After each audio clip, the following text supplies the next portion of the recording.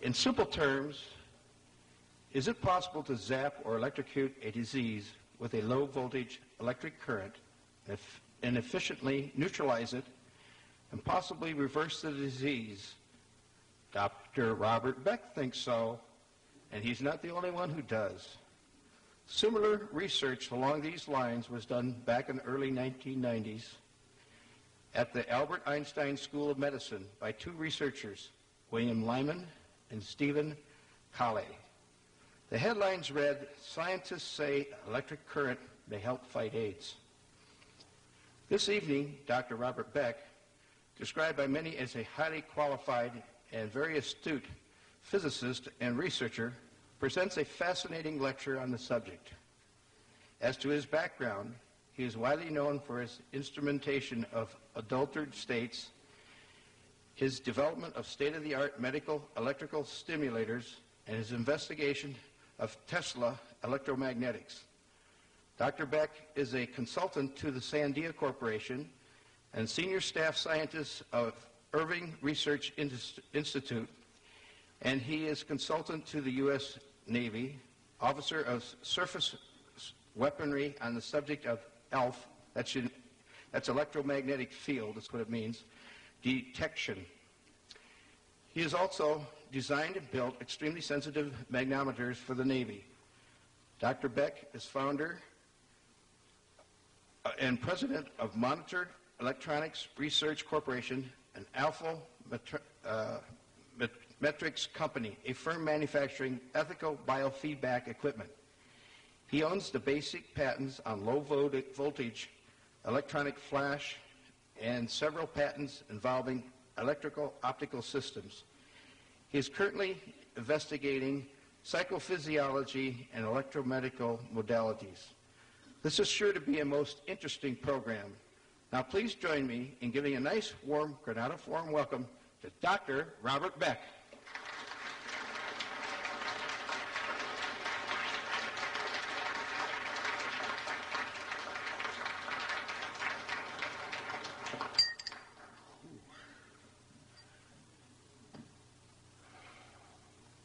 If 5 years ago anyone had said that I would be standing before a group, or any group, telling you that there had been a breakthrough in medicine that's probably the most significant thing made in this century, I would have said, this is con, this is snake oil, this is preposterous. But for the last 5 years, I've spent my own money, no government grants, no research funds, no university funds, in investigating a thing which literally has proven to be the most remarkable thing for all diseases that I have ever heard of personally, and I've been in this field for about 40 years. Are there any medical doctors here tonight? Chiropractors? Health professionals? 1, 2, 3, 4. The reason I'm asking this is that I have a stack of IRB studies, and the doctors will recognize what these are, laboratory reports of major hospitals around the United States. And until these are peer-reviewed published, I'm not supposed to show them to anyone who is not a medical doctor because of patient confidentiality. Now, how many of you have read that there is no cure for AIDS? We all have. That is an absolute lie. There has been a perfectly workable, 95% accurate cure for HIV and cancer and herpes and hepatitis and Epstein-Barr and about a dozen other incurable diseases, which was invented on March the 11th, 1990 at the Albert Einstein College of Medicine in New York City by a Dr. Kelly and Wymans. And what happened to this breakthrough, which is far more important than penicillin, antibiotics, anything you can name, it has been suppressed. And why has this information been withheld from you, which you can easily prove for yourself? Don't take my word for anything here, check it out. I found recently that the mob, owns about 51% of major pharmaceutical houses, as well as working the other side of the track with the illegal drugs from South and Central America and China. The medical cartels in this country will charge you from $50,000 to $200,000 if you have terminal cancer, and this is for surgery and chemotherapy and radiation and hospital care. And I think I have one prop here that I want to use now. Nope, somebody stole it Sunday, but I usually hold up a package of Wrigley's Spearmint chewing gum. That packet of chewing gum cost me a nickel when I was a young man.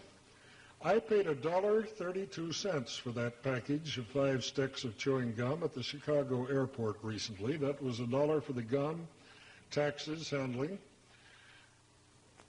Are you listening? The price of that package of chewing gum is every penny that it takes to cure, and I'm not supposed to use this word because only a doctor may use the word cure, shame on me, most of the unknown diseases in America today. And why haven't you heard about this? Because General Electric, Westinghouse, other companies have billions of dollars tied up in X-rays, CAT scanners, MRIs that are leased to health management organizations. And for $1.32, you can cure yourself without doctors, without pharmaceuticals, without medicine, certainly without surgery, certainly without chemotherapy, any drugs, any herbs, any no-sodes, any homeopathic remedies. You can do it for yourself, and it has been done. And the last time I was at a hospital who was doing these studies, would you come up here for a second, Miss Health Professional, or if that embarrasses you, where's the boss? Oh, okay. People keep asking, why haven't they heard about this? Why aren't there hospital studies? There are hundreds of them. You probably recognize this laboratory. We're not supposed to say it out loud. Immunodiagnostic Laboratory, San Leandro. And these are PCR tests, polymerase chain reaction, the test that Dr. Kary Mullis won the Nobel Prize on in 1993. We started with a group of about 24 AIDS subjects in 1995. Their counts, this one was 573,982 on August the 30th, 95. This one was 418,000, etc. Now let's take one of these along. You're not supposed to mention the name, although this chap came forward and said that I may use this information in any way. At this date, August the 11th, 1998, he had only about 3,063 particles of HIV in his blood. But now, as this test develops, if we look at this test, PCR, on 11/3/95, this was several months later, the count was less than 100, which means that it was 0 as far as the test was concerned, right? Mm-hmm. We have 1.5 stacks, thank you very much, of these reports where every single one of these full-blown AIDS patients, every single one, although many of them were on life support, many of them required attendants to lift them from the bed onto the potty. These people are symptom-free now. Every single one of them is back at work. Not one of them has the symptoms of AIDS. So when you read in your newspaper, the baseball game this Saturday, the proceeds will be donated to a search for AIDS, that is an absolute lie. There is and has been a cure for AIDS, all AIDS, a cure for cancer, about 95% of it, 100% cure for Epstein-Barr, hepatitis, lupus, about a 50% cure for herpes, and I've been funding these out of my own pocket.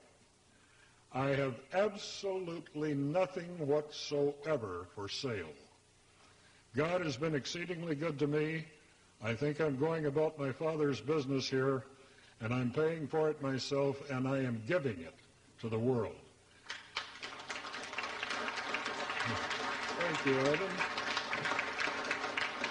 I see several old friends in the audience. Ivan and I were quite close when I was co-chairman of the Psychotronics Association and the Dowsers and pretty kooky gooks, things like that. But we go in our paper, which is available back here for our Jane is standing up, the blonde young lady. She has the papers. The only thing I'm doing is getting my Xeroxing money back for having printed these up and not charging a penny for the $85,000 worth of research. The paper is entitled, are you ready for this? Take Back Your Power. Here it is again, take back your power. You do not need doctors, nurses, chiropractors, herbs, pharmaceuticals, surgery. Only if you're going along with the politically correct solutions do you need these things that your neighbors have been depending on for these many generations. The paper was entitled Blood Electrification and Immunity. That means immune system restoration with microcurrents. A proven, startling, rapid, inexpensive, and safe discovery for positive, incurable remissions. Now, we found that this information has been suppressed. The doctors who discovered this, and let me tell you about the discovery. In 1990, they put a couple of small platinum wires into a petri dish that contained highly infected human blood. And the infection here was a very, very strong dose of HIV, which is supposedly the cause of AIDS. They found that if they had when they had electrified this blood, the HIV could no longer attach to any receptor sites in the blood. That means the CD4, the T cells, helper cells, could not be infected by the HIV. Your paper's free, Wayne. Oh, okay. Thank you.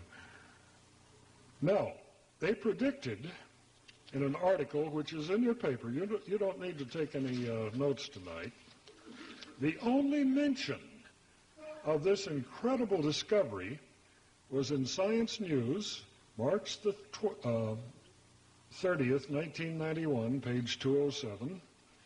And don't ever get old, you'll need these. Shocking treatment proposed for AIDS.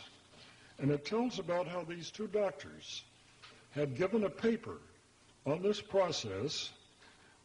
William D. Lyman and his colleagues, the research team at Albert Einstein, their experiments described March 14th in Washington, D.C. at the first International Symposium on Combination Therapies showed that the shocked viruses lost the ability to make an enzyme crucial for their reproduction and could no longer cause the white cells to clump together, two key signs of viral infection.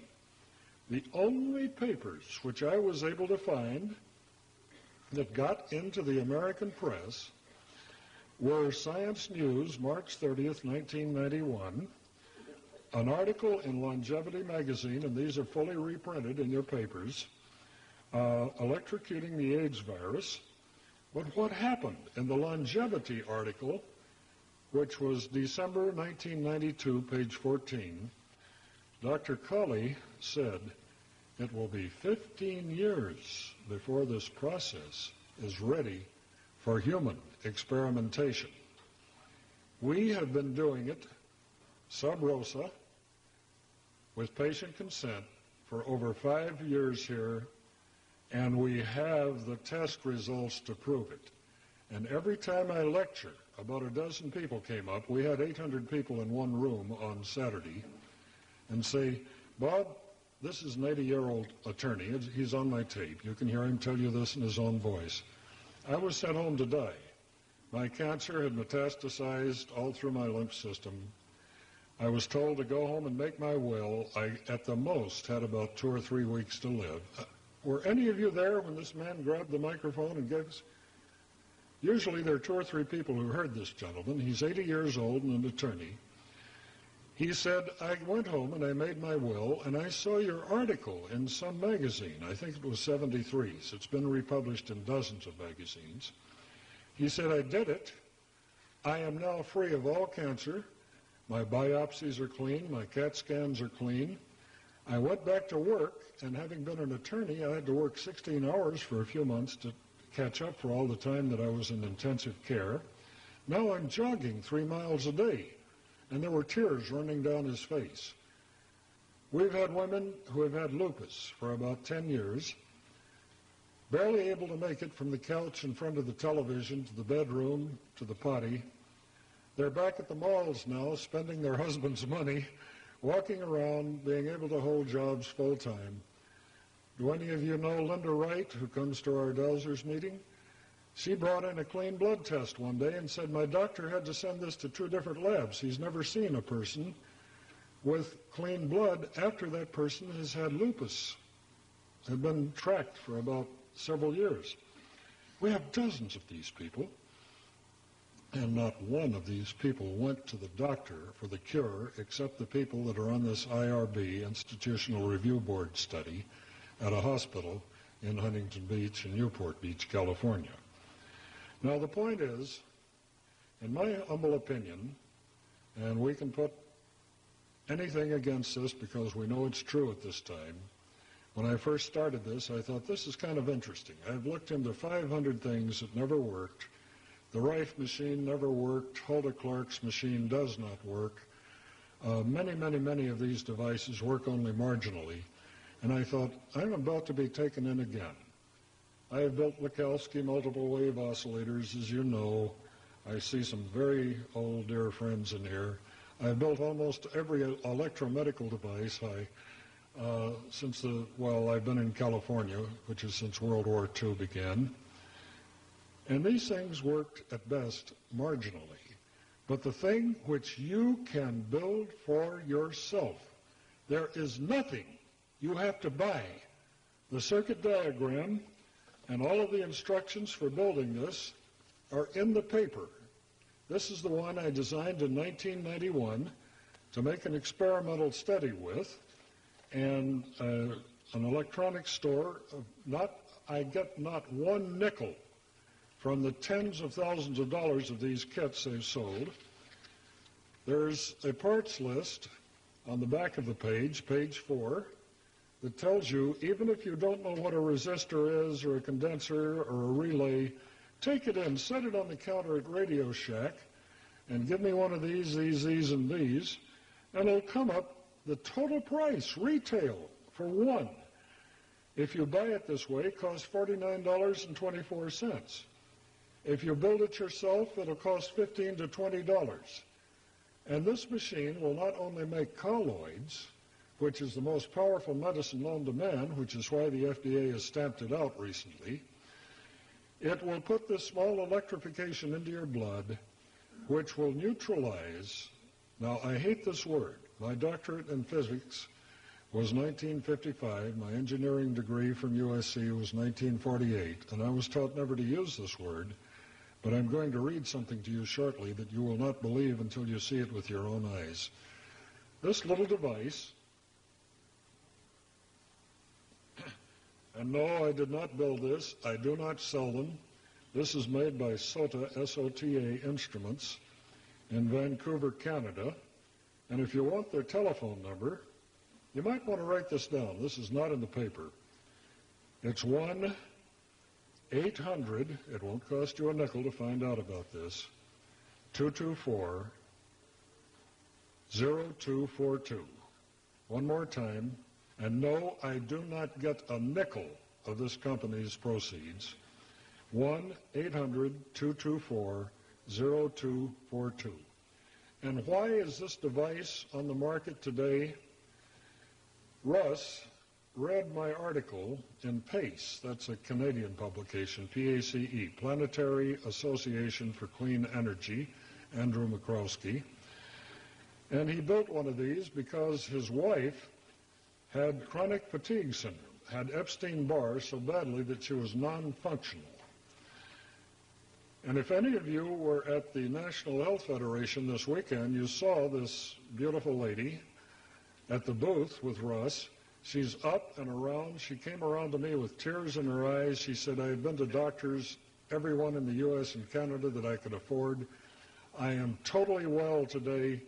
I haven't a trace of this because my husband built this little box for about $15, put it on her arm. This is the way they work.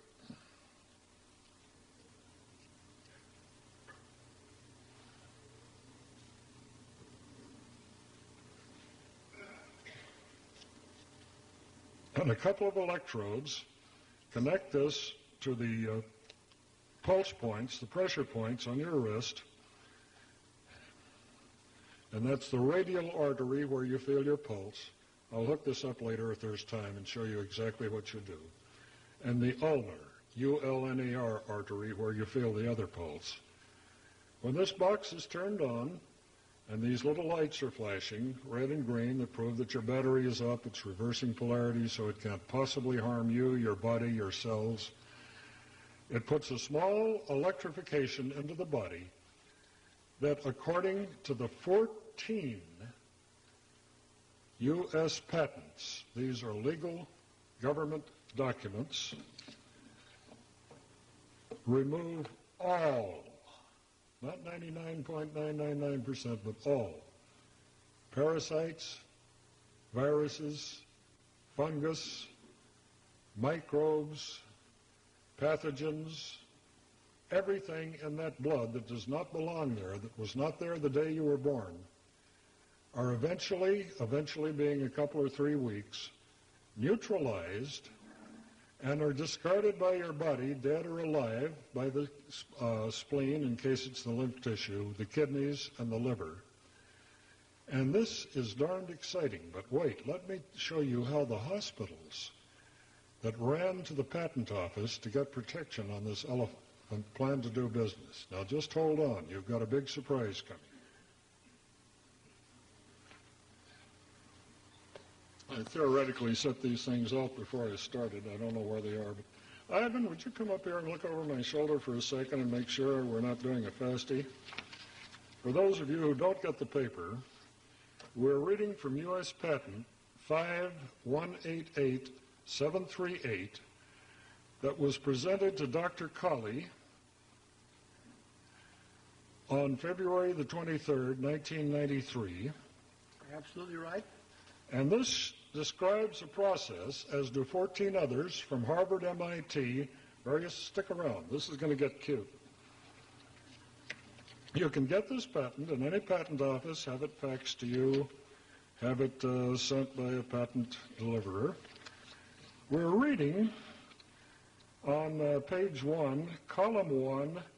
We're going to read about here from lines 31 or 2, in which he says, because of this problem, the problem he's mentioning here, and it says so in the body of the text, there is no known antibiotic or vaccine for any of these incurable diseases. Because of this problem, the present invention has been devised to attenuate any bacteria, virus, including the AIDS, HIV virus, parasites, and fungus contained in blood contributed by a donor, either for transfusion or it's put back into the opposite arm. But these are rendered ineffective for infecting a normally healthy human cell.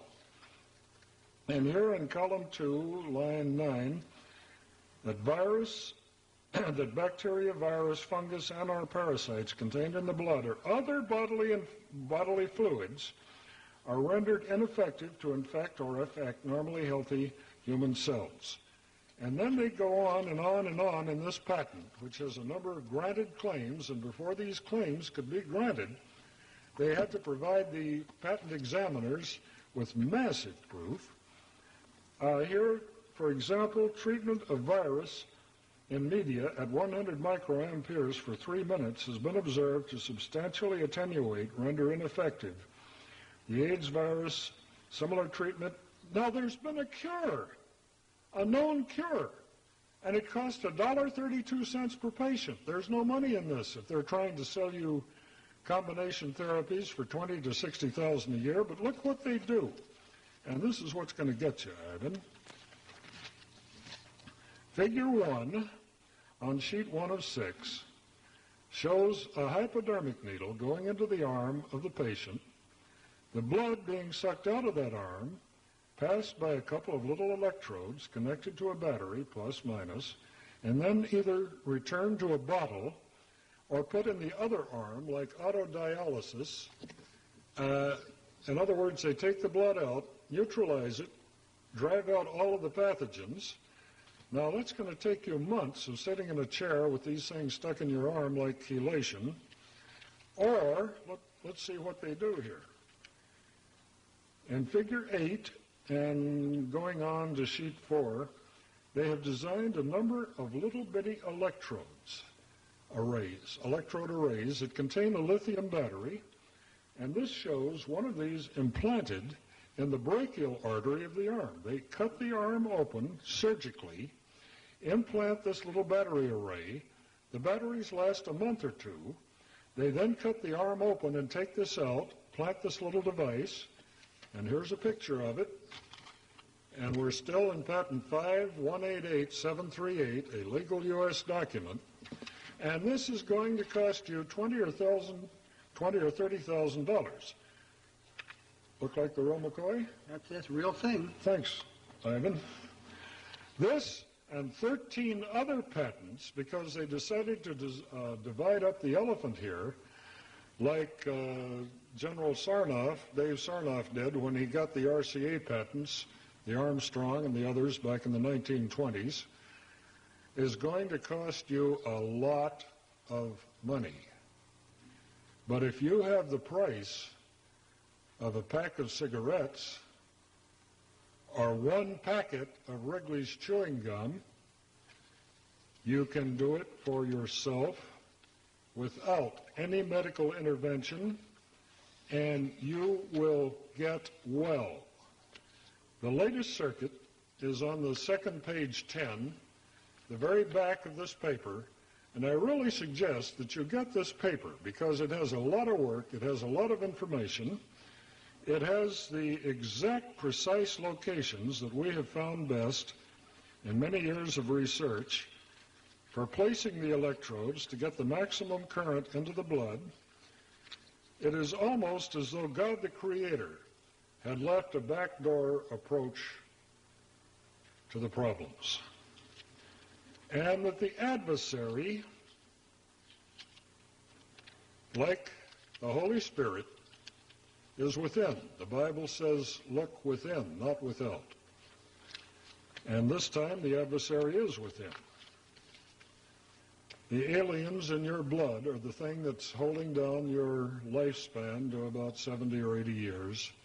We knew that many, many generations ago, according to the sacred texts, they lived to be several hundred years old. Solomon, David, Methuselah, etc.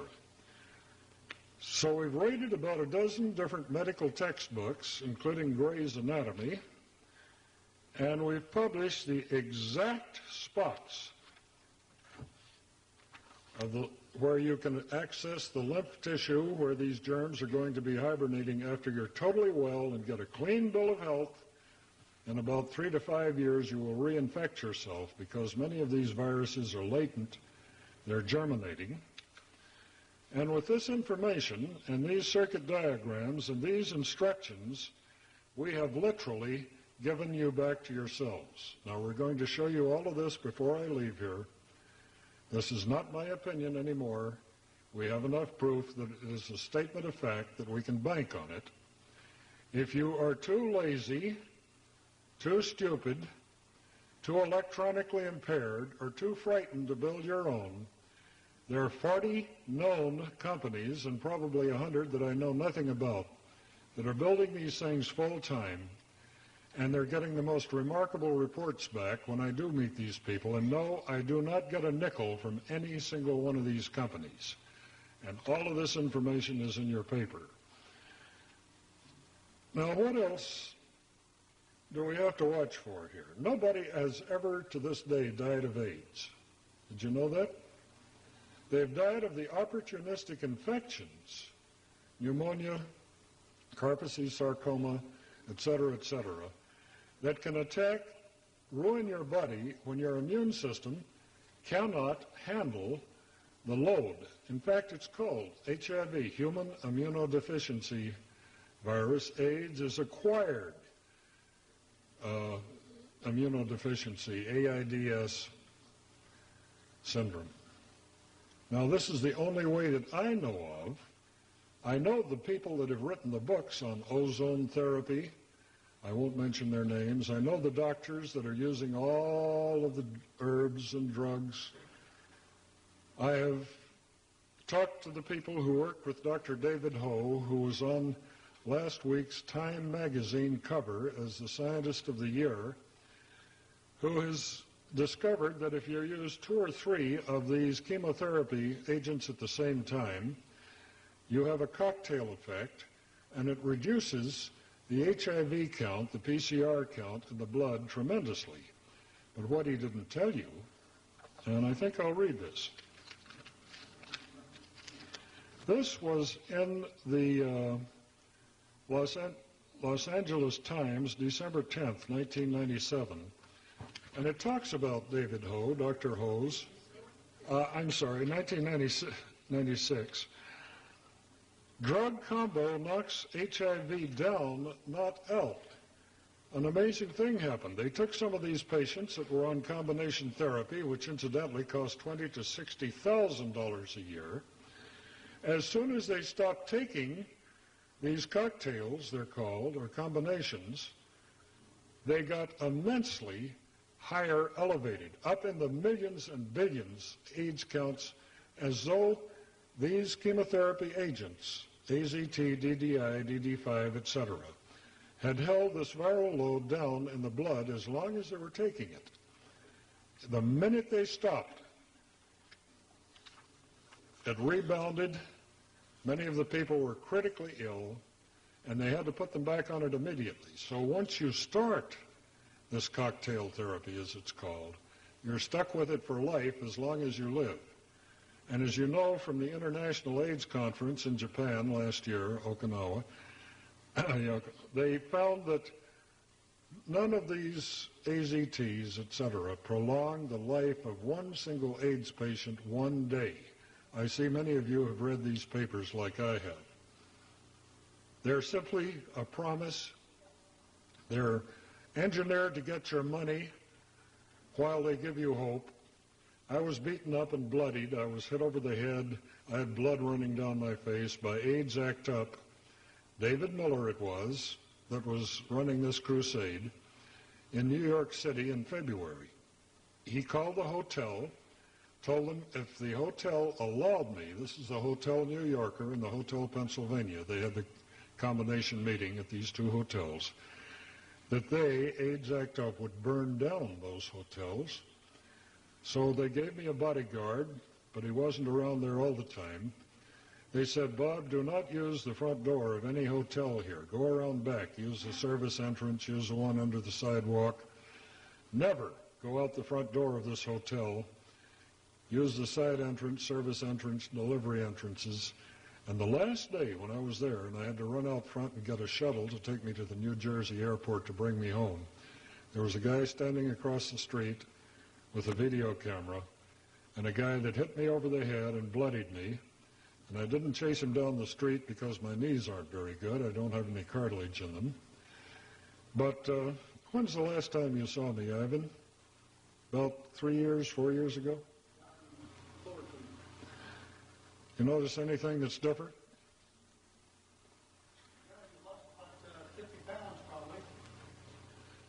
I lost 130 pounds.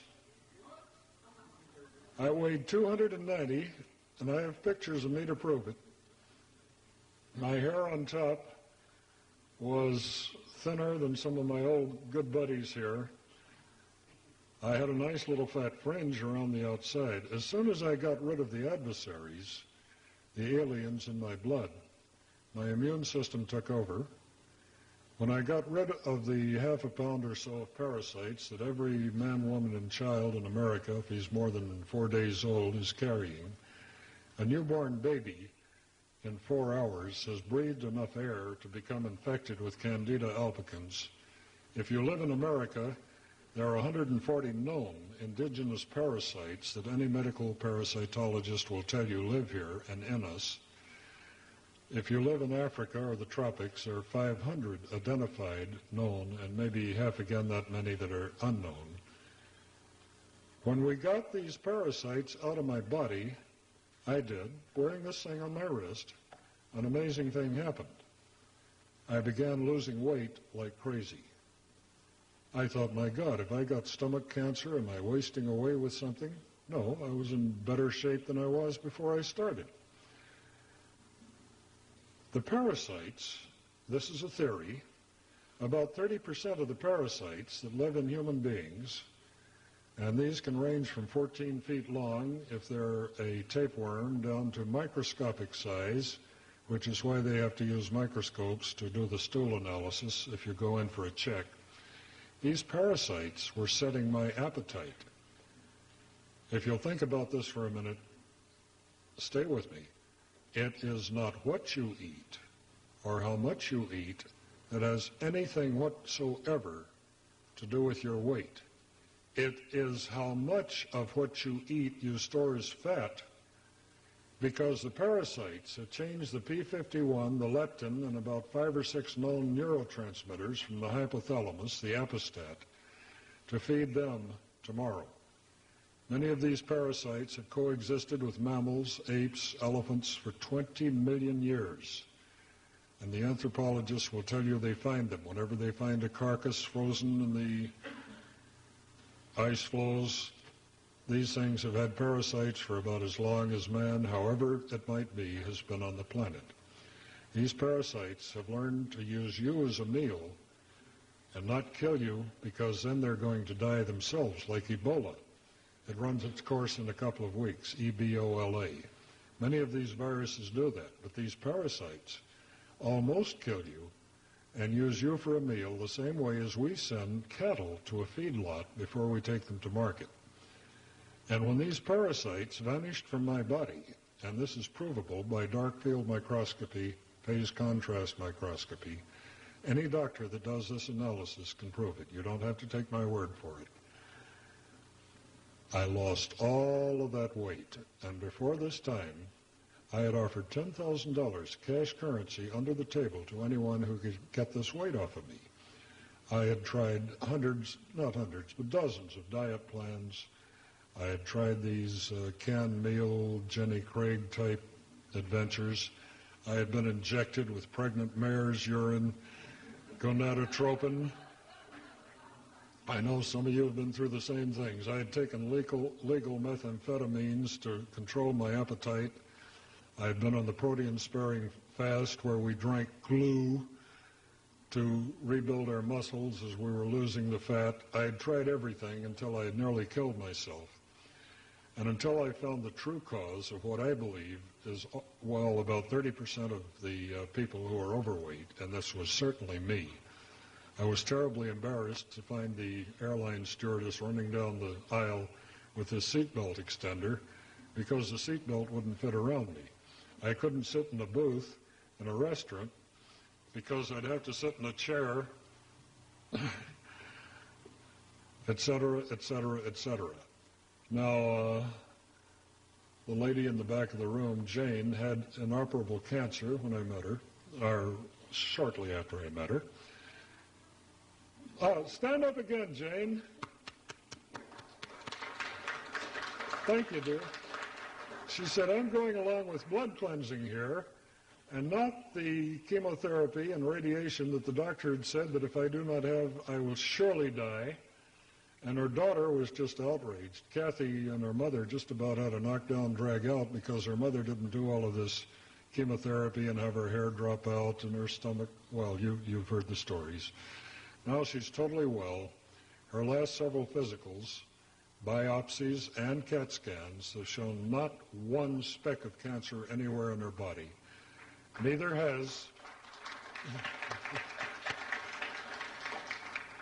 have dozens and dozens of terminal cancer patients. We always have some at every talk that I do. Is there anyone in here who has tried this device and found that he's now clean of cancer or herpes or anything? Okay. You'll be hearing about this in the future. My attorneys have told me to stay off of all talk shows except the underground. Has anyone heard me on Roy Tuckman, KPFK? 1, 2, 3, 4. For the people listening to the tape, that's about 12 people in the room. Roy lets me tell it like it is. Roy Tuckman, God bless him.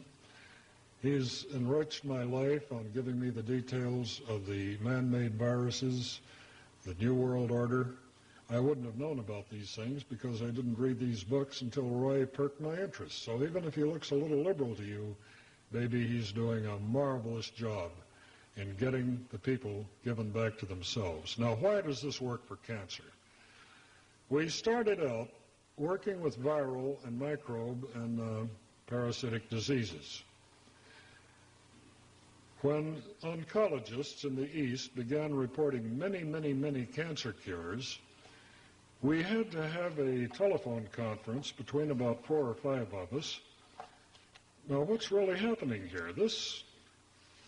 I don't believe it until I see the medical proof. So I guess you know that about 3 months ago, Explorer magazine published an article entitled Total Cancer Remissions Through Blood Electrification Combined with Silver Colloid. And this article is 2 pages, is reprinted in its entirety in the paper that you should be taking home with you because you might need this in your medicine cabinets when a lot of these man-made viruses are going to be unleashed by the New World Order. And I guess you have been privileged to hear Leonard Horowitz at this very fore. This man is doing magnificent work. His book, The Emerging Viruses, etc., I met him and had my first talk with him down at the National Health Federation this weekend. He's a gentleman and a scholar, and he is right. Social Security, let's take it easy, does not want you to live if you get to be 65. Now, I'm way past that. I don't act like it, but I am way past that. I'm in my 70s. The director of Social Security, I will not mention his name because he picks me up at the airport when I'm in Washington and drives me where I'm going. I've stayed in his house. Says, Bob, we want anyone who reaches 65 to be stored like cordwood in an old age home, given mind-controlled drugs like Valium, and let him die because Social Security is bankrupt now. It won't be bankrupt in 5 years. It is bankrupt now. And if you restore perfect health to these people with a device that will fit in your shirt pocket, the job market will not absorb the people getting out of college today. Even if McDonald's has a smart cash register, they can't add and subtract. They can hardly write a coherent paragraph. And you want to get these people with experience back in the job market? I said, hell yes. I was 65 nearly 10 years ago. Another problem, this steps on the toes of all the vested interests. They're expecting to make hundreds of thousands of dollars off of you, health management organizations, insurance companies, hospitals. If you own a boat, that thing is written into the budget of a boat builder down there in San Pedro. He's going to see you come in there someday and spend a lot of money. But if you do this for yourself, it'll happen. You will get well. There are 17 of us that I know of, and I know about 16 of them personally, who this day have immortal blood. Now, this is a rather dramatic claim. Let me tell you what it means. toward the end of last year, there was a dark field microscopist.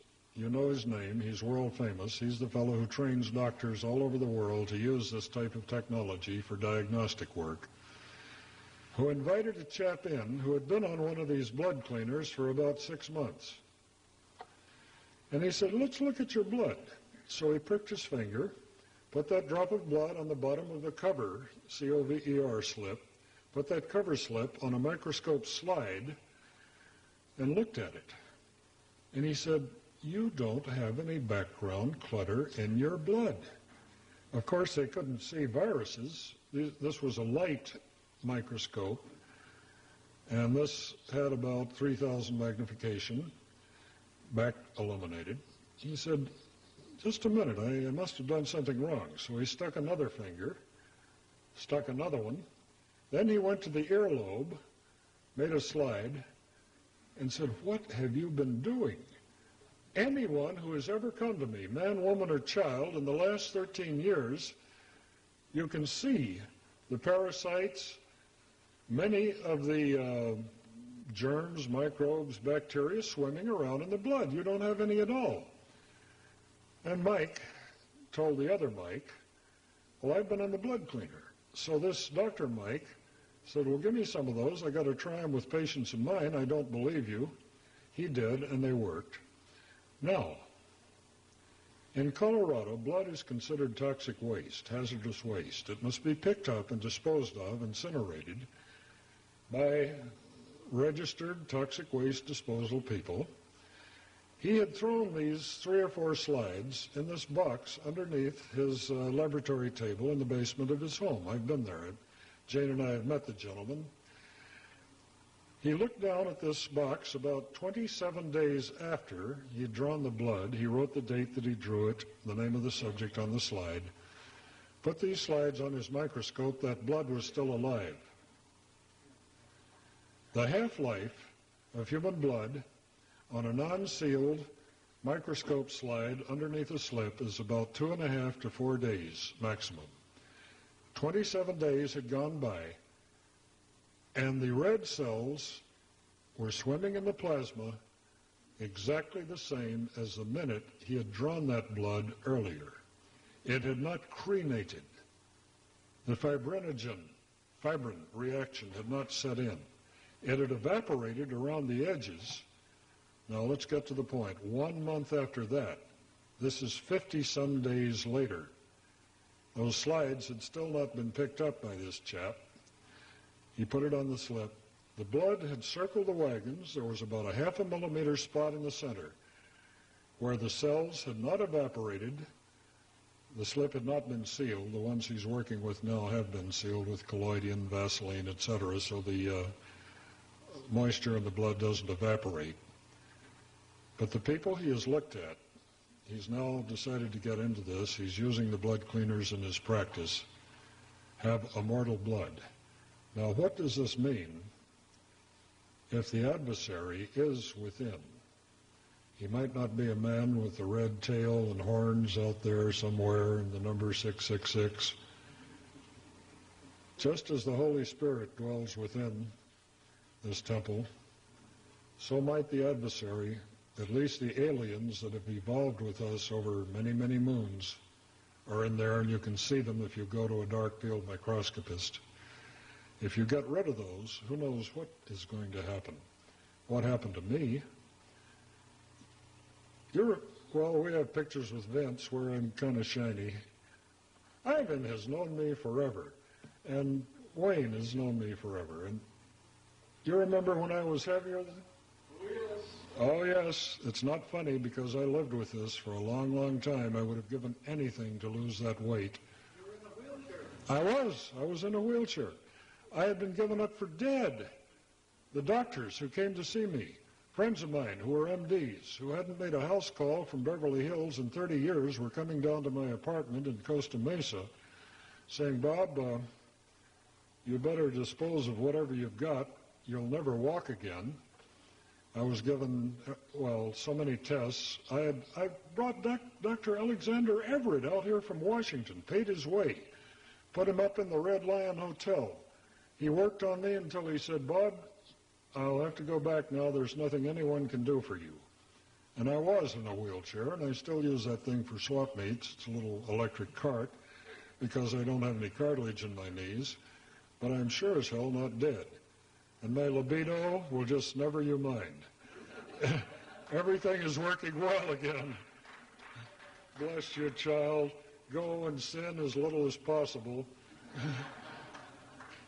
So I'm here to share this information with you. I have nothing for sale. There are people who are selling things. I'm not one of them. Part of that is I believe God's work should be given freely. I expect to get my reward somewhere else. I hope I don't come back to this planet of painful endeavor. I have a lot of theories about this, and also the FDA has come to my door with drawn guns at 3 o'clock in the morning. I have been beaten up by the people who are supporting the pharmaceutical houses and don't want a $1.32 cure for AIDS. I've had a lot of adventures, and I'm going to share one more with you, and then we're going to open it to questions. We have several major problems. What I have told you tonight is so incredible that it's basically unbelievable. 5 years ago, when I would try to tell people, look, why don't you just try this? I will give you the equipment. I've built up about a dozen of these. They're free. Take them. Try them. Oh, no. If they worked any good, our doctors, the priesthood would have told us about it. You think that they don't know that a patient cured is a customer lost? Let's say this again. A patient cured is a customer lost. And if you take back your power, the power over all diseases, and this tells you how, you're out of their grasp. You're out of the grasp of the computers, etc. The other problem is the death wish. Have I got any more time, or are we up? Oh, okay. Thank you. We'll repeat them for the tape because I know the PA is kind of iffy. The second question, the problem, is the death wish. Now, these are not my numbers. They're the best psychologists, psychiatrists in America. They agree with Carl Simonton and Stephanie back years ago. You know who they were? They were the people who discovered the will to live was a tremendous factor in the cure of cancer. He was a radiologist in Fort Worth, Texas. He came out here, took some mind control classes, got into the metaphysics of disease, and totally changed his life. 85%, once more, of the population has a death wish. That death wish was planted in those people before they were 4.5 years old. They go something like this. My Sunday school teacher told me that man was originally walking with God in the Garden of Eden, and that Eve ate of the fruit of the knowledge of good and evil. It certainly wasn't an apple. And they were cast out of Eden, heaven. They had to work by the sweat of their brow, and they had to experience pain. And from then on, all mankind has been born under original sin. We have to suffer to get to heaven, where we get our just deserts. And the more we suffer, the more gold stars on our gluteus maximus. You've heard this version. It goes on and on and on.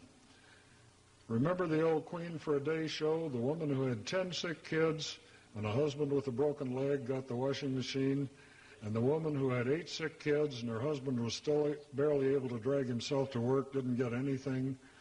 We're rewarded. Sympathy, martyrdom, suffering. That gets the most grease. Those are the squeakiest wheels. In 1963, I published on a device called the Lakowski Multiple Wave Oscillator. Wayne knows about it. A lot of you in here have seen it. I think you took it home for a few weeks. That did work on some cancer patients. It absolutely did. One very famous cancer patient was running a TV show at that time. At midnight, he drove his car on the Normandy entrance the wrong way onto the Hollywood freeway, and he killed 4 other people when he was in a headlong collision with the car coming in the opposite direction. And that was on my conscience because I did not realize that once we took his crutch away from Bill, he had to commit suicide. Here's a man, another man, hypothetical,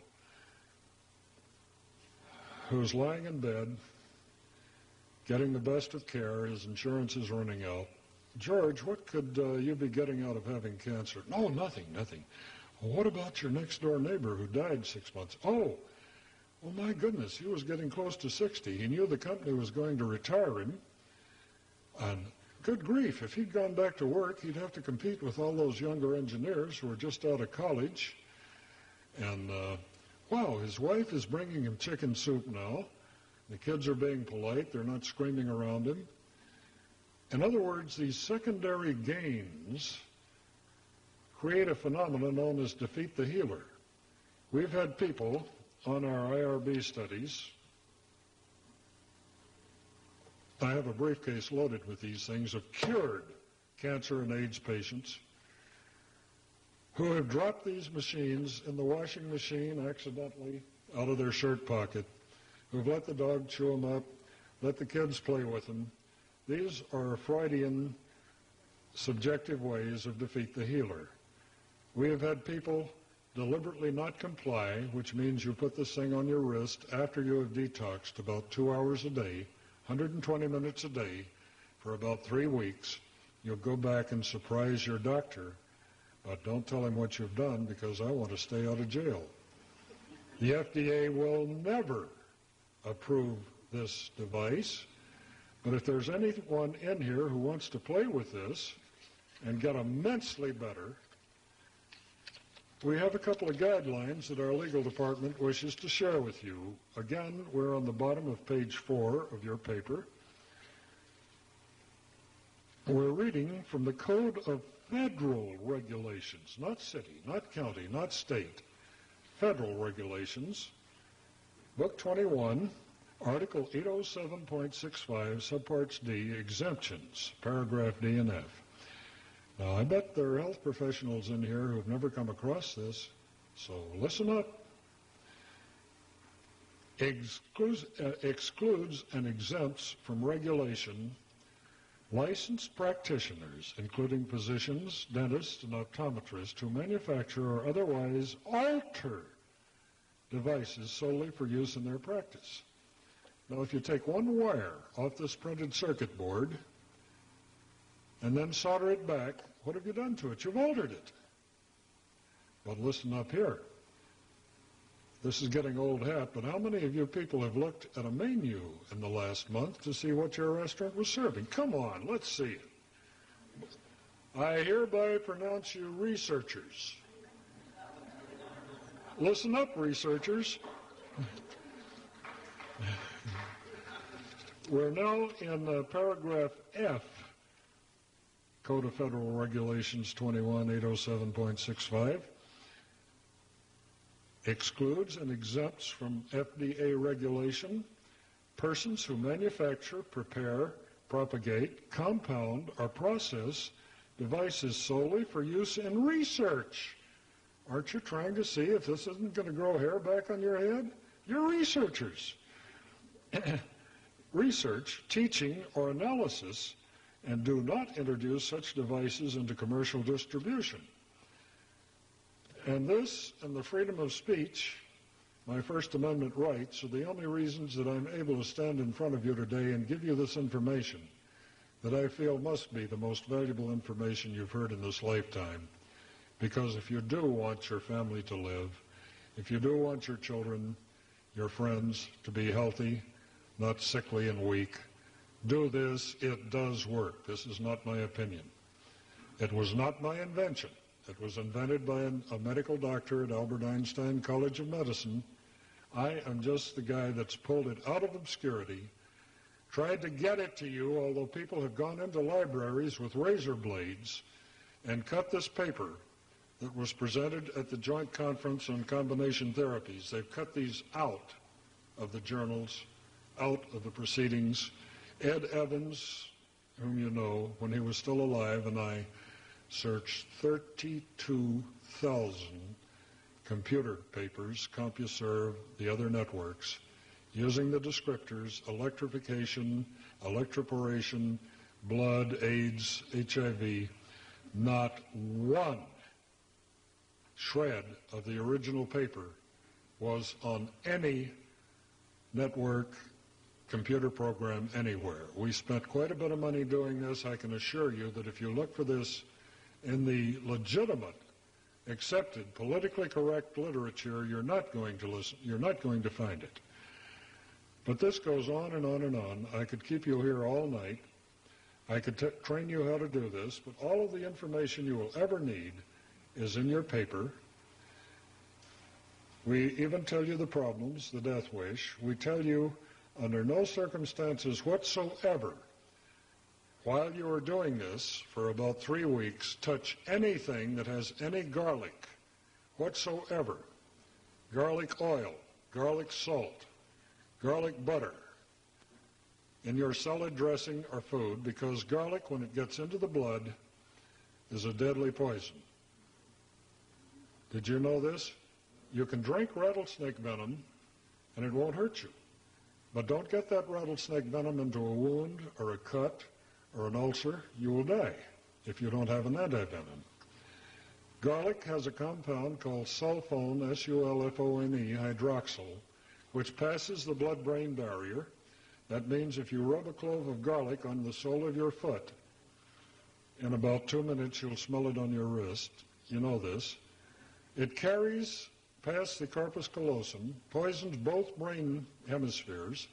I discovered this in the 1970s when I was personally the largest manufacturer of ethical EEG, electroencephalographic biofeedback equipment in the United States. And people would come back to a class, doctors that we were training to use this, and be clinically dead on the EEG machine. We found that that had a little garlic in their salad. It totally dissociates the left and right hemisphere. You can see this by running your electrodes frontal, up here by the third eye, to the occipital, just over this little bump on the back of your head. You want to put your money up? You'll lose. We had this investigated at a Northern California medical college. They found that garlic killed tens of thousands of brain cells, even in the small amount you got in the salad dressing. But it doesn't matter. You've got billions of trillions of cells in your brain, and people with the brain the size of a walnut, microcephalies, hydrocephalies, etc., can be mathematical geniuses, musicians, and what have you. Now, this is the most politically incorrect thing I can tell you. Most people think garlic is a health food. It isn't. The people I've gotten off of garlic because we've shown them that bullets used to be rubbed in garlic in World War I and II. They didn't have to kill anyone by hitting him in the heart. If he was just nicked, he would die. When I bought a blowgun from Jim Solomon up at the Global Sciences in Denver, he took me out in the hall and said, "Bob, if you want to kill somebody, just get a clove of garlic. Push the point of your dart gun, your blowgun projectile, into that, and he will die very rapidly." The CIA is trained to use this, trained to use oleander leaves, which are an alkaloid. 6 leaves will kill a human being. Trained to use water infusions of nicotine, which is another deadly poison in the blood. So we have published a list, which we don't have here tonight, of things you do not take. Beta-carotene is one of these. Vitamin A is deadly poison if the dosage is elevated. And what I'm doing here, for those of you who are researchers or health professionals, Wayne. Castor oil is a poison. I'm reading a paper called Electroporation. Thank you. A general phenomena for manipulating cells and tissues. This work was discovered just before 1993 by Dr. M.D. James C. Weaver, Harvard MIT Division of Health Sciences and Technology, Massachusetts Institute of Technology, Cambridge, 02139. And I'm reading from the Journal of Cellular Biochemistry, Book 51, page 426 to 435, 1993. And they describe in this paper, and we have a librarian here who would like to make copies of this for anyone who wants it, who doesn't believe it, who'd like to see it with his own eyes? Chairman, you want to do this? Charge them whatever the Xerox plate. I want to give you this because it describes the fact, as you can see in the summary, that if I take one aspirin tablet, I'm okay usually. If I take 20 to 30 aspirin tablets in the same gulp, I'm in trouble. When you put electricity into the blood and you have a polarity shift, this is called electroporation, and it's fully described in the paper, fully. There won't be any question in your mind after you read it. Those 20 or 30 aspirin that I would take because I have run this electrification might kill me. There's a doctor here in Van Nuys who calls himself an OMD who killed 2 patients, Frank Gillespie and a woman whom I may or may not have met, because he was prescribing Chinese herbs for them because they had AIDS. And he did not realize that if they were doing blood electrification, they did not need the herbs, and the herbs might become poisonous. And this is fully delineated in the paper. I see several of them around the room. Feel free to share them if you choose. The other no-no is do not use this if you're wearing a demand-type heart pacer. The electrical signal that's going through your blood, surging through your blood, can cause the heart pacer to beat at a different rate. Normally, it's triggered by the very weak EKG, electrocardiograph, ECG signals. And if this, which goes at 4 hertz per second, interrupts that, you can be in trouble. If you're wearing a heart pacer, don't do it. If you're taking any garlic, don't do it. If you're on pharmaceuticals that the doctor says you have to have for high blood pressure, diabetes, micronese, diatribe, procardia, any of these things, don't do it until you're off of these medications, and then you'll get better than you can imagine getting. My blood pressure when I started this was 219 as an average over 190. My blood pressure was 219 over 190. I could not leave a doctor's office before he put a procardia under my tongue. He didn't want me to die on his doorstep or have a stroke. My blood pressure today is about 130 or 140 over a low of around 70 to 75. When I started doing this, I had what they call borderline diabetes. I was not on insulin. I was on several diuretics and diatribe, micronase, and a number of other things. My blood sugar ranged every day, even with careful diet, from about 425 to 475. After I had done this for about 3 weeks, I stopped using my blood glucose meter. My blood pressure, my blood sugar is down around 150. Well, that used to be considered normal. Now they consider 100 the low normal. But I haven't taken my blood sugar in 6 months. I feel great. My hair, after using a magnetic impulse device, the follicles were restored. I sprayed my head with a misting bottle, not a spray bottle, which I got at a beauty parlor for about $1.50 with silver colloids. And I'm going to show you how you can make your own, because our wonderful, benevolent Food and Drug Administration has recently outlawed colloid as injunctions against 27 people who are making this medicine that has been around since the day of ancient Rome. So we're going to have to make our own. I think I'm going to have to cut this short. We can talk forever, but I want to show you something.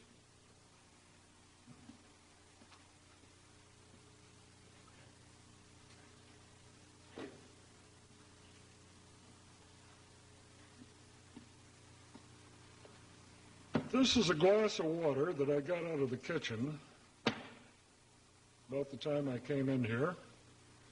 This is a laser light. It costs $29 at Fry's Electronics.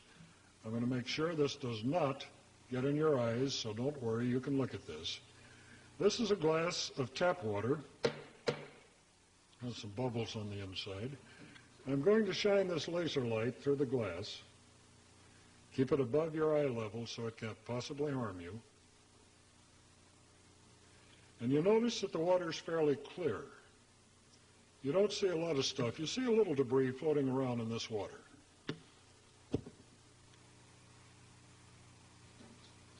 And I hear that you can see this pretty well in the back. And this is for the sake of the camera if he wants to zoom in. Now,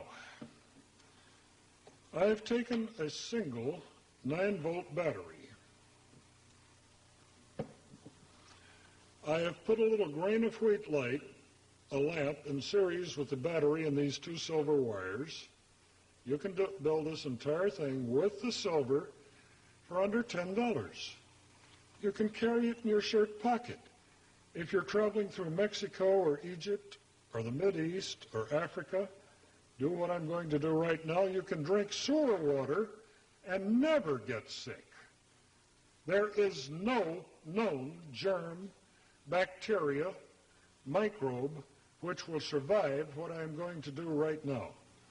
I'm going to put these 2 silver wires in this glass of water. And do you have a watch on, Wayne? Give me about 3 minutes, will you, and interrupt me. This is all it takes. This is tap water. If you buy a bottle of distilled water, it's going to cost about 80 cents. This is Sparkletts, Arrowhead.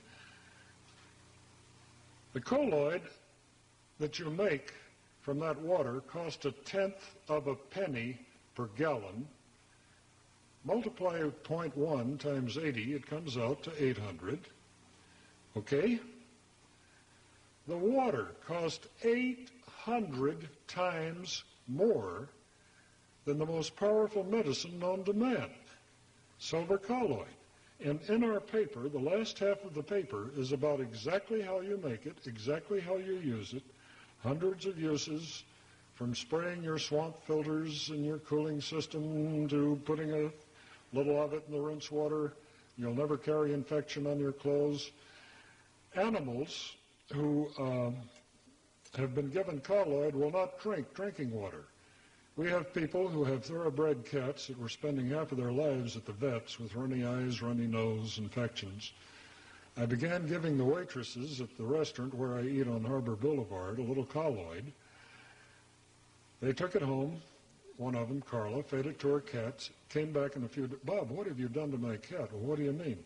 My cat is 13 years old, and he's jumping up on the furniture like a young kitten, and he won't drink drinking water unless I put a few teaspoons of colloid in his dish. And since then, we've run experiments where we put 2 dishes, identical, fill them from the same tap. The dogs and cats will not drink from the dish that doesn't have colloid. I think they know something. We list some of these 650. I see we're getting a lot of agreement out here. How are we doing there, Coach? Oh, let's quit now. Let's make this easy. I'll take this magical Athame, which came from McDonald's, if I'm correct. I'm going to stir this. Now, you remember what this water looked like, and look, nothing up my sleeves. Now, look at this.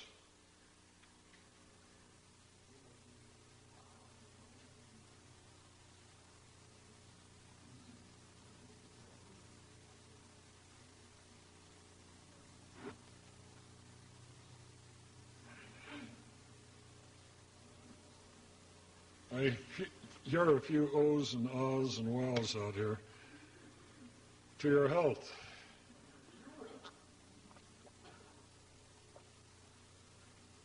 I drank 2 or 3 glasses of this a day.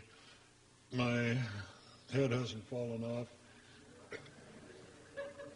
Nobody in our inside group in Orange County, not one person has had a cold or flu or a virus or pneumonia in about 3 years. And one lady we know had a cold beginning. She put this blood cleaner on and drank a little colloid. It was gone in about an hour and a half. How about a cure for the common cold? Did you ever think you'd live to see this? Okay. Here we are. Hello? This is called a laser.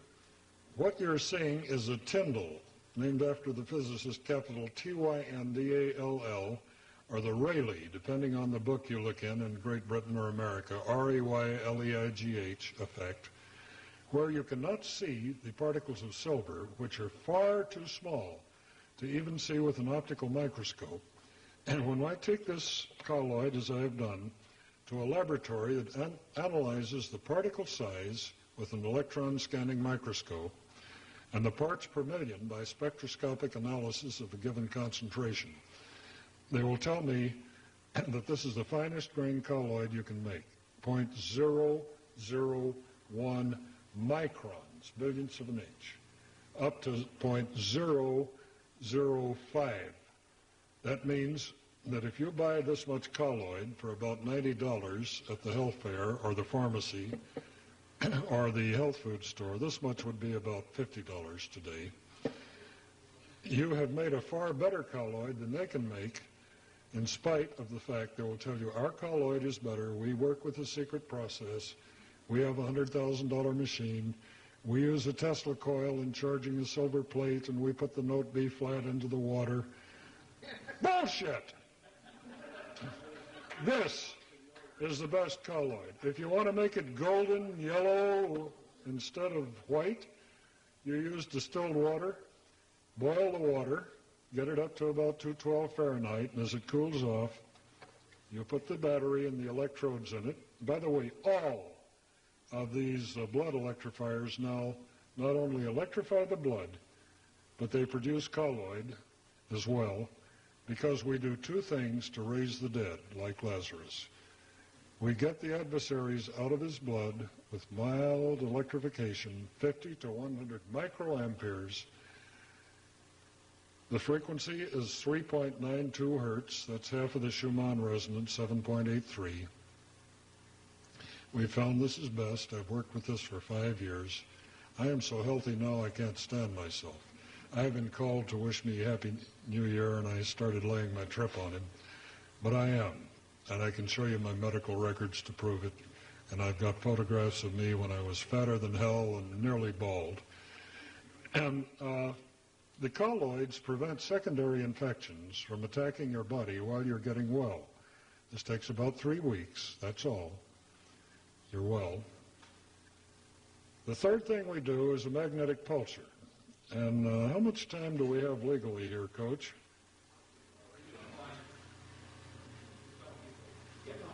Okay, I'm going to go ahead with this because these are things you probably haven't seen before unless you've caught the Whole Life Expo. I like it.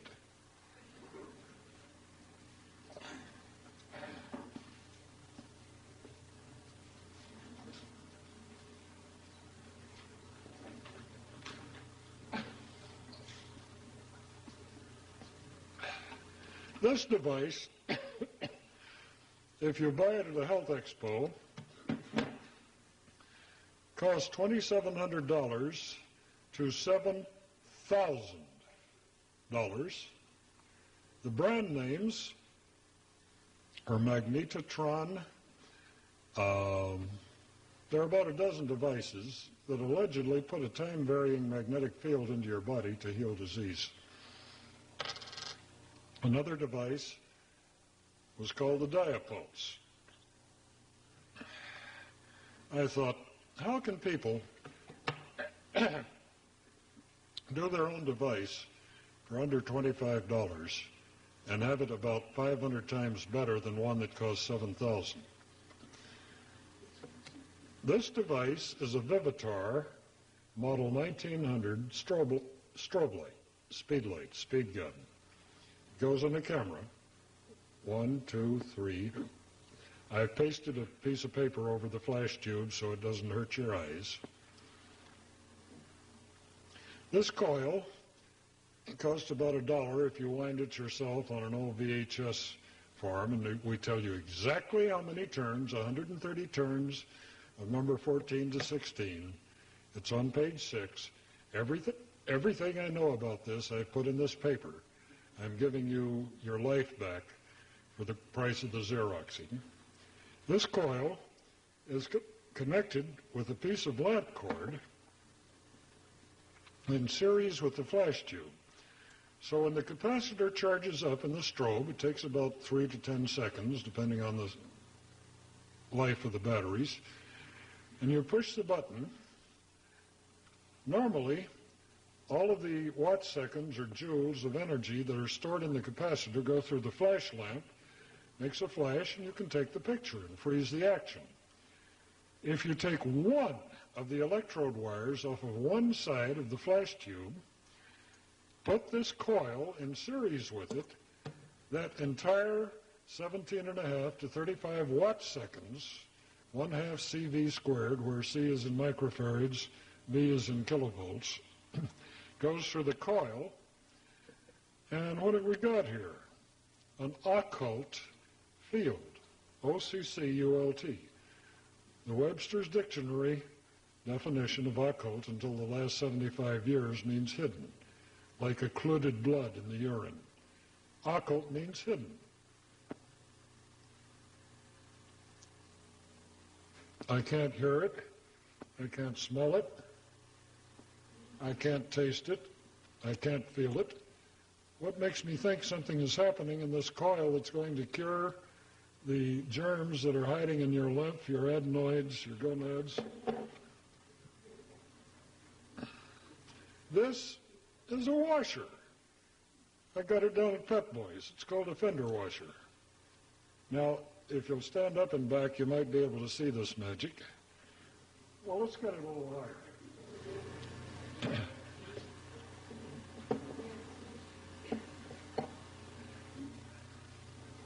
Stop.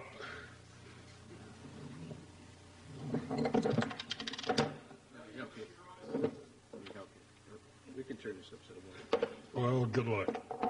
And here we go. Can I hold it? Yes. It won't shock me. No, it won't shock you. It's impossible to harm you. We're going to put this washer on the coil. Now watch the washer on 3. 1, 2, 3. What'd you see up close? It kicked the washer several inches into the air. That's called eddy current. After the physicist E.D.D.Y., it's called back EMF. Now here we go again. 1, 2, 3. What happened, thank you very much, is the back EMF, electromotive force, that was generated inside of this washer repelled the field of this time-varying magnetic field. You might ask, will permanent magnets that they sell at these health fairs have any effect on this? No. They have no effect on disease that's measurable. This does. When you cut the lines of flux with a magnetic field, like the alternator in your automobile, if your engine is stalled and the alternator is not rotating in the magnetic field, not 1 millivolt comes out of that alternator or generator or magneto or dynamo, but the minute you have relative motion, you're generating electricity. This is the way all generators work. Now, let's say that my thymus is not dead, has not been taken out and mummified and put in a jar in ancient Egypt, and I hold this coil over my thymus gland and push the button, or my lymph nodes, and these are all illustrated in your paper. I think it's page 8.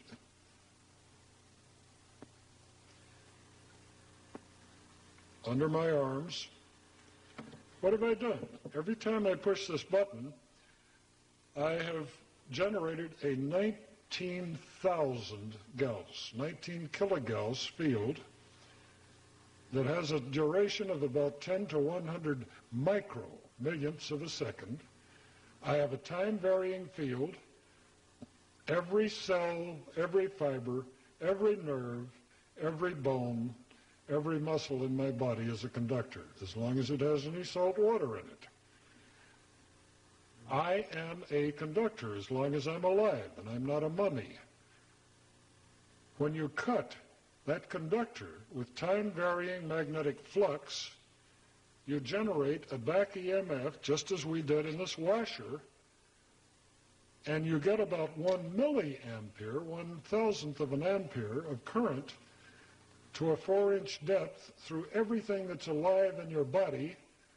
This is way more than you need to totally neutralize any virus, microbe, pathogen, germ, parasite, fungus that's living anywhere in your body. Now, we have cured many, many AIDS victims, many cancer victims, to have them get sick, well, in this case, 5 years later, because we did not get the viruses that were hibernating, were germinating in their lymph tissue, their adenoids, their glands, etc. It would take hundreds of needle insertions with electricity on the needles, which would be very painful, and to get these things in vitro. Why not from the outside of the body with a time-varying magnetic field? You can build this device for under $25 if you build your own. It is fully described on page 6 of your paper. We suggest that if you want to get well, stay well, do not wish to die of whatever is bothering you now, you build one of these things and use it. And again, if you're too ignorant, too lazy, too stupid, too electronically impaired, have 2 broken arms, can't read or write the English language, and want to buy one, they cost about $150 from the 30 or so companies that are building these full-time and running as fast as they can to stay out of the way of the Food and Drug Administration, because this works. Now here it comes again, boys and girls. Take back your power. You have heard tonight of the most effective way, and I stand before you telling you I am not selling you anything. I am giving this information away. We have mailed hundreds of these papers absolutely free, and I have paid the postage. Tonight, I'm trying to get my money back for the Xeroxing, so they cost $5.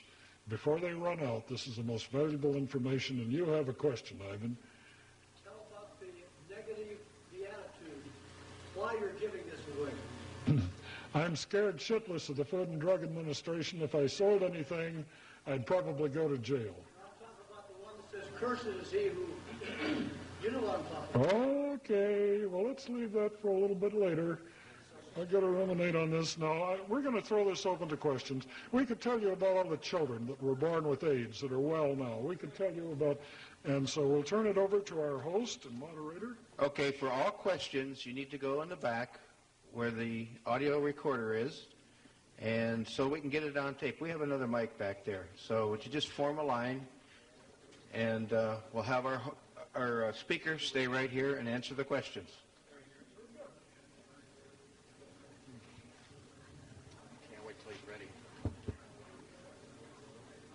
Now, before we start the questions, I'd like Jane to come up here.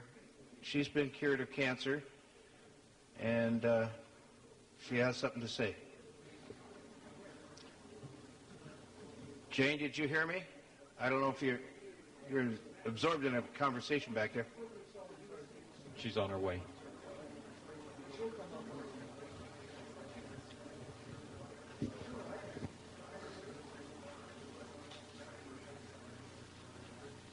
Okay, I want to tell you, in case Bob exaggerated, that in April of 1995 I had cancer surgery, and I refused the radiation and chemotherapy.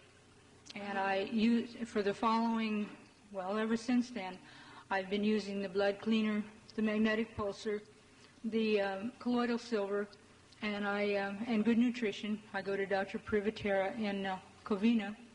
And I had a clean CAT scan in January of 96 and another clean CAT scan in September of 96. Any more? Anything else you want to know? Oh, I had uterine cancer. Little difficult to back up from that. There's just too much of it, and so it was a good idea to take it out with surgery. Okay? Any questions? Go ahead with the first question. This is for Dr. Beck. Oh. Dr. Beck, you've said something that has really astounded me. I knock out a cold within hours with garlic and echinacea, podiarco tea, etc. I take 25,000 of beta-carotene a day. That has kept my immune system so strong I hardly ever get a cold. And I drink Willard water with the castor oil.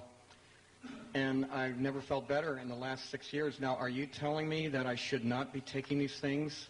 And if you are saying that, I'll believe you, but I want to hear it. Should I stop taking those things?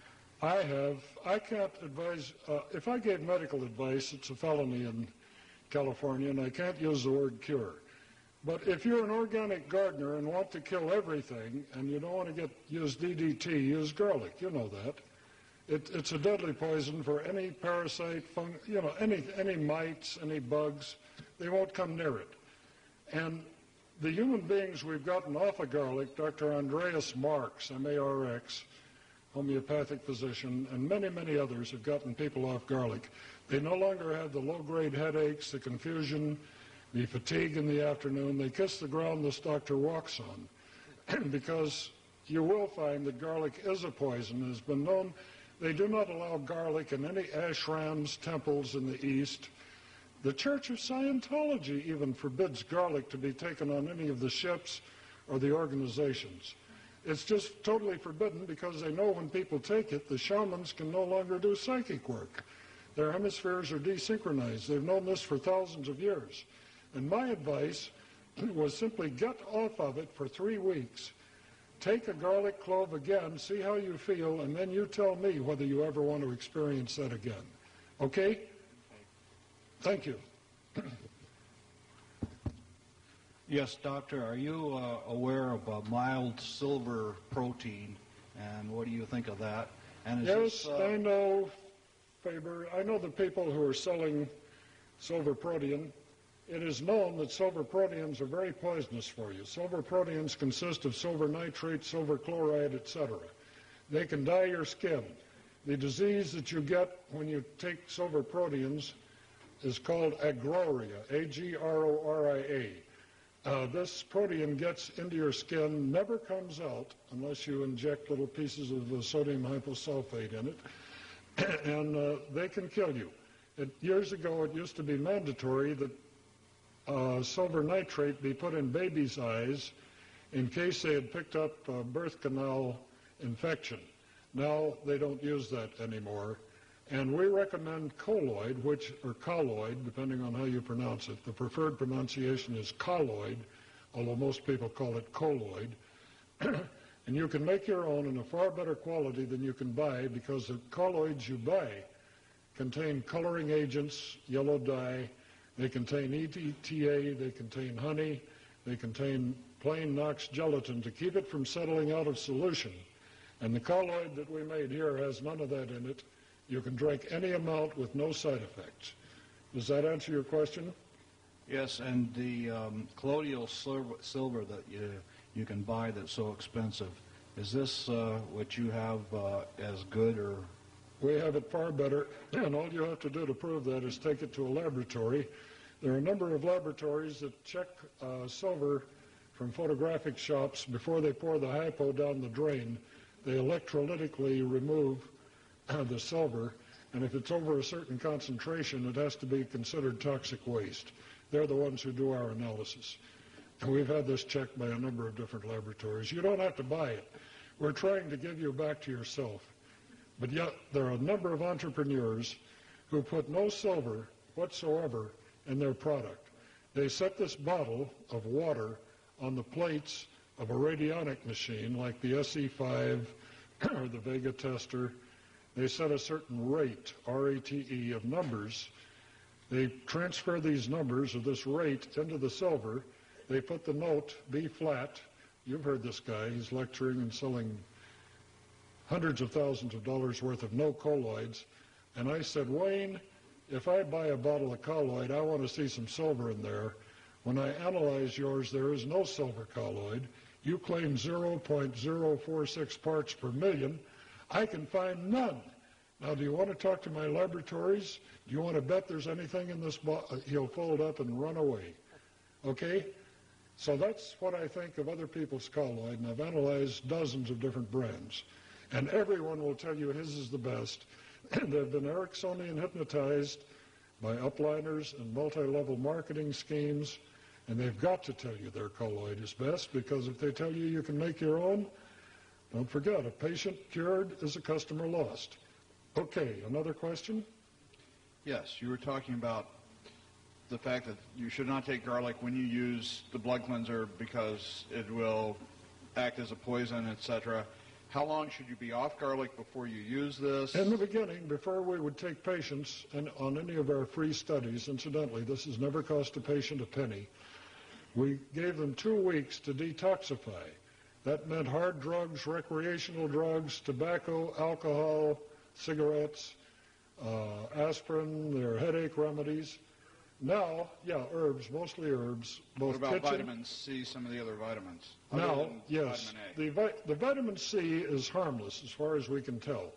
But vitamin A and beta-carotene are not. We could go down this list for an hour, but we're not going to do it. And now we say detox for 2 days before you start doing this. If you must take a pharmaceutical, your doctor tells you you have to, and I can certainly not contradict that. We say take the drugs immediately after you have stopped doing the electrolysis. If you do the electrolysis from 12 till 2 p.m. in the day, take your medicine at 2:10 because the electrolysis, the minute it stops, the minute the little windows in your cells close down again and are not transparent to the poisons in your blood plasma, then wait 24 hours for whatever medication you've taken to get on the exponential curve as low as possible, and this is in your paper.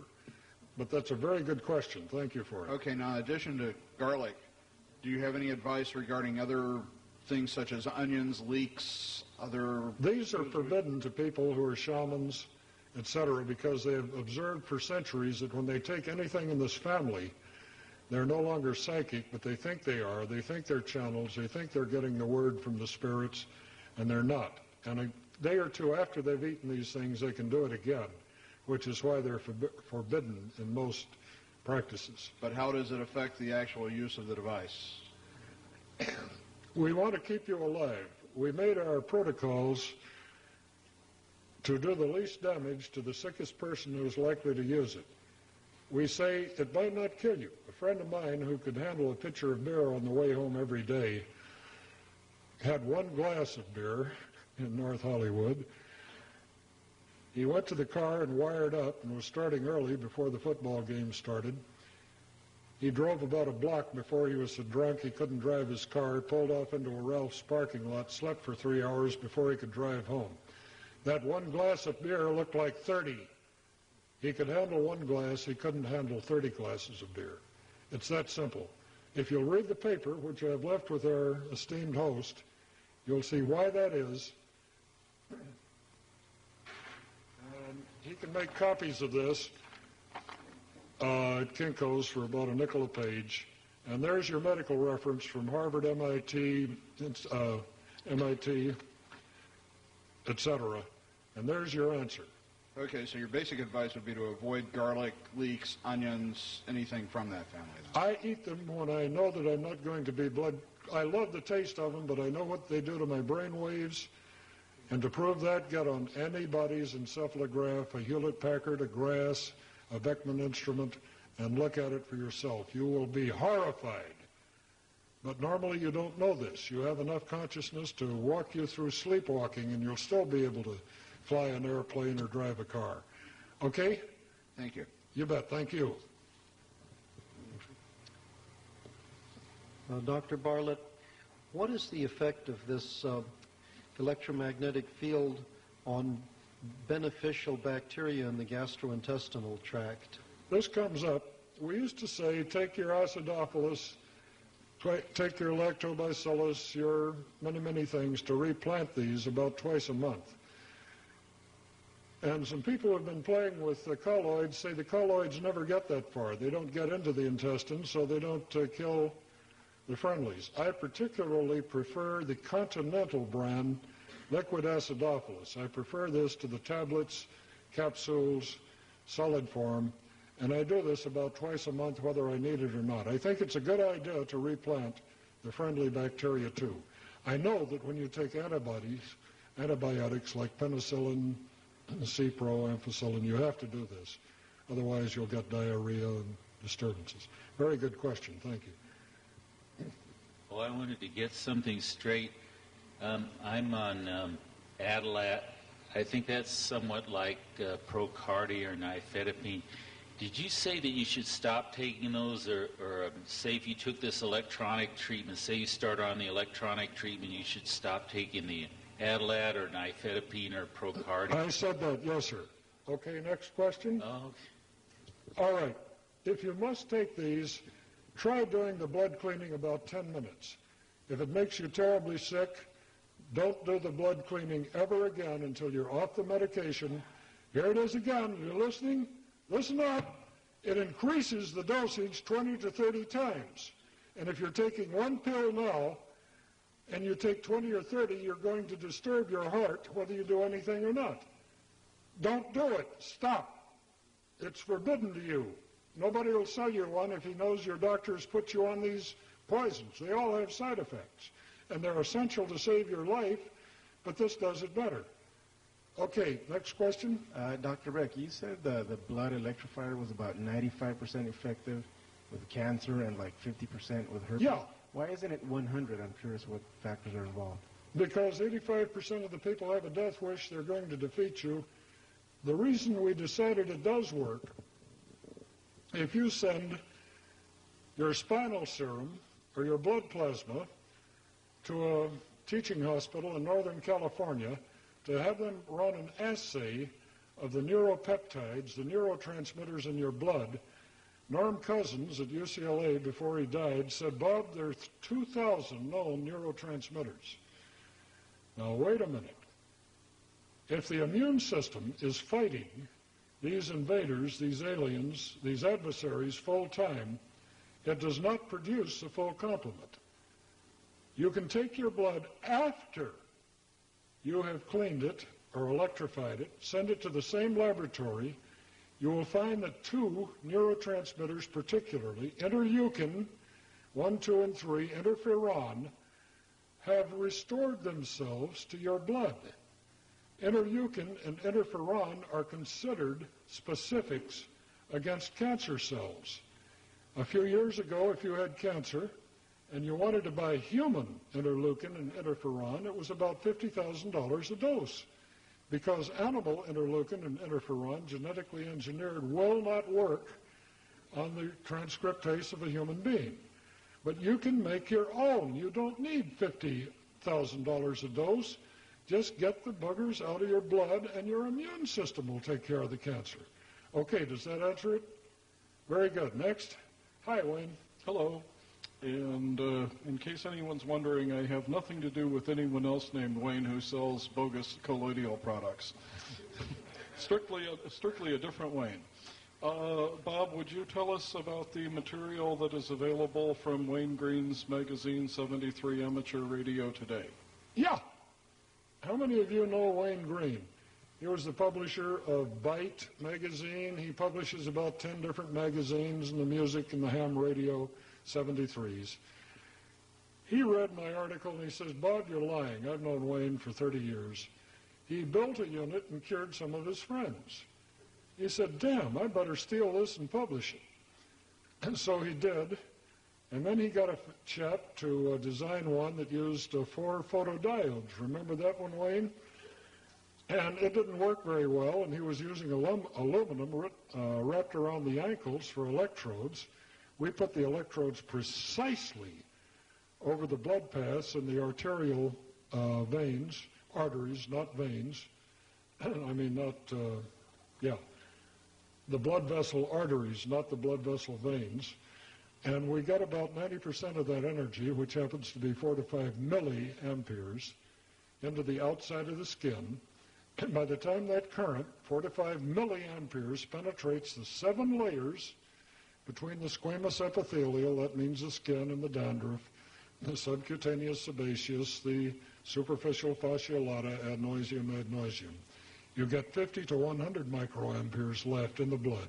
And that is all that's required to eliminate the adversary. You have to put in about 1,000 times more current into the skin before it gets into the blood, but you do not need to take the blood out of the body like is shown in these patents, or put a little device with a battery in it, sew it into your arm with surgery. You don't have to do that. You can put this electricity in your wrists, and I'll show you how later if you want to really see it close up. Yes, ma'am. Hi. Hi. I'm about halfway through a parasite program right now using herbs, and at the very beginning of it, I had a lot of trouble because my lymphatic system got overloaded from all the die-off. I was wondering how you pace the program so that the eliminative organs are not overloaded.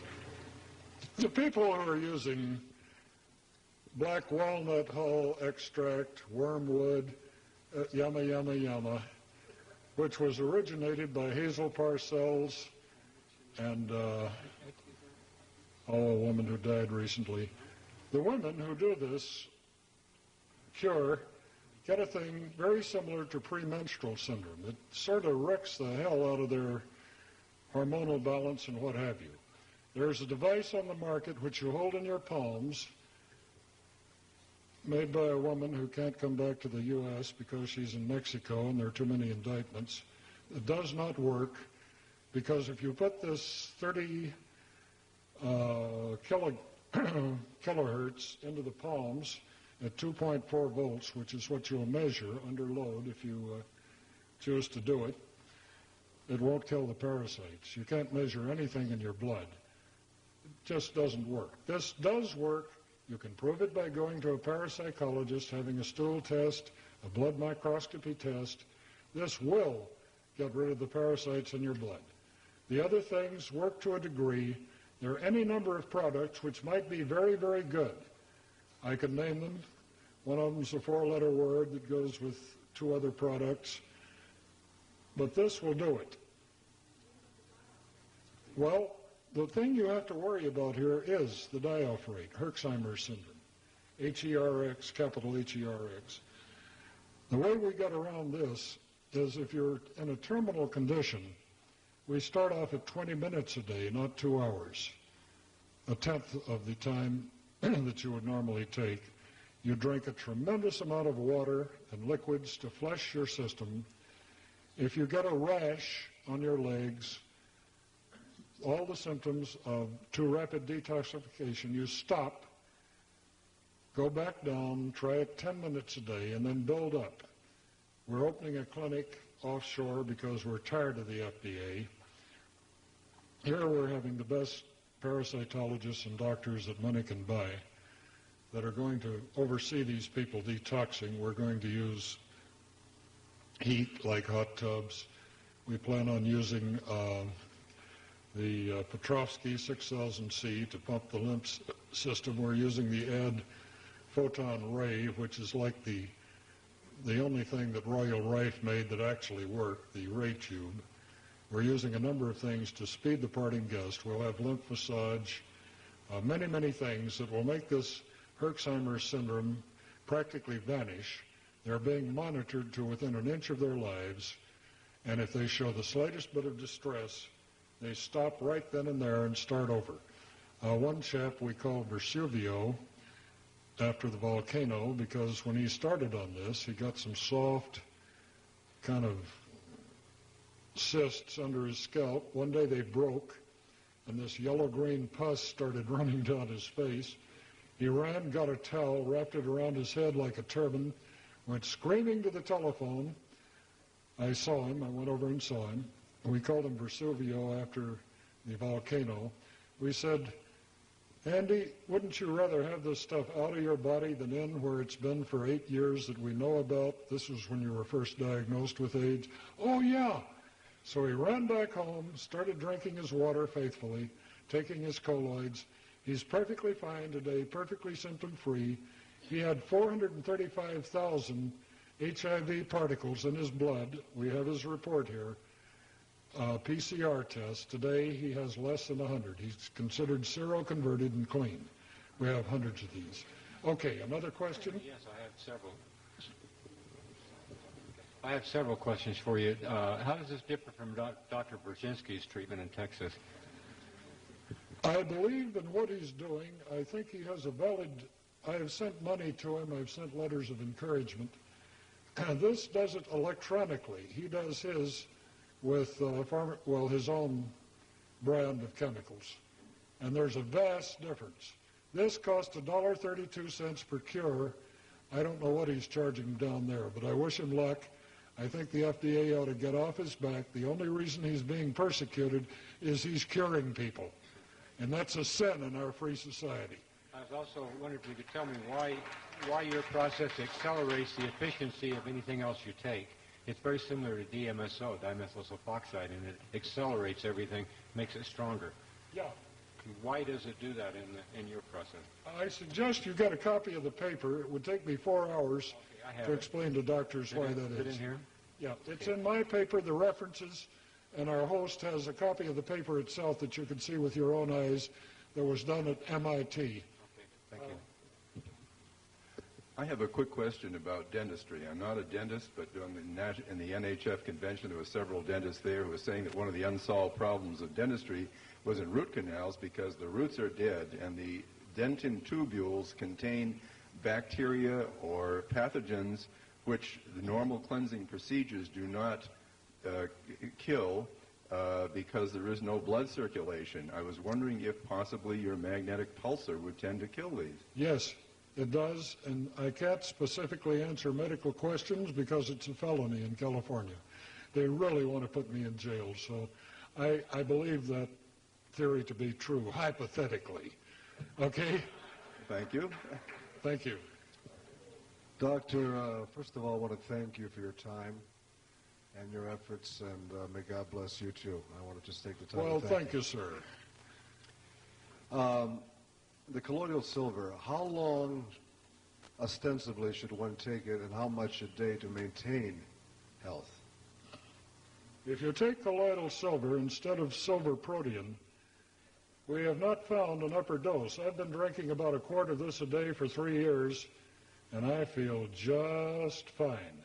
But I don't recommend that you do anything that your intuition doesn't like. I would say take a minimum of 4 ounces of 3 to 5 parts per million of homemade silver colloid without preservatives in the water a day, and this will keep you from any secondary infections, colds, et cetera, et cetera, et cetera. And this will back up the fact that you're getting rid of a lot of toxins from your blood. I think the 3 have to work together, the magnetic pulsar, the colloids, and the blood cleaning, and we describe each one of these fully in the paper, so you do not have to buy anything from anybody or any store or any multi-level promoter, okay? Now, after this question, I'm going to tell you something that you don't want to hear. Yes, go ahead. Please, I have a question. If one uses your machine, should he still cleanse his colon, and should he also cleanse his liver? You know, there is a procedure to cleanse the liver with the olive oil. I'm not following what you're saying, sir. My question is, would you still suggest to cleanse the colon and other liver? So that machine does not substitute those cleanses. I'm sorry, sir. I'm not following but about 30% of this. Could you hand the microphone to the gentleman? Let him explain. He wants to know if you should use colon cleansers in conjunction with the machine. It would probably speed up, the colon cleansers would probably speed up the detoxification. We have a lot of people who try to combine this with colonic therapy, with lymph massage, with radiation, with heat, with Petrovsky muscle stimulation to pump the lymph. It is not necessary, but it could not hurt. That's my opinion on it. Thank you, sir. Rich, we're out. Yeah. What about liver cleansing? Liver. Well, the old homeopathic remedy is olive oil and lemon juice, but there are a number of liver cleansers. I think these are definitely helpful. Now, give me a second here. This headline was from the Orange County Register, December 10th, 96. Untreatable flu strain hits hard locally. And you've read that the Class A flu strain is amenable to known antibiotics. But the Class B, they're dying right and left if they're old, infirm, or young. The problem, boys and girls, if you've heard Len Horowitz, is that there are dozens of designer viruses that are just waiting to be unleashed. Some that you have heard of are Ebola, hantavirus, Marburg, etc., etc. When these things are put out to kill us old guys, they have to. The New World Order, I am told, has to reduce the world population by about 50 to 55%. And that means you, and you, and you, and you. If you have one of these in the medicine cabinet, no virus known has ever been known to be refractory to colloids and blood electrification by the laboratories like myself that are doing underground work. And that means that all of these untreatables are duck soup when there is no antibiotic, no vaccine, and they may never be. This, to my mind, the millennium in medicine started on March the 11th, 1990 at Albert Einstein College. I wish I had invented it. I did not. I just pulled it out of oblivion, made it practical, made it in vivo, that means outside of the body instead of in vitro, and I'm giving it to the world, and I hope I don't have to come back here again. And it's here now, it does work, and take back your power. You've been an incredibly great audience. Get a paper. I want to thank you very much, and we'll see you next time. Thank you very much, Dr. Beck, for this very enlightening presentation.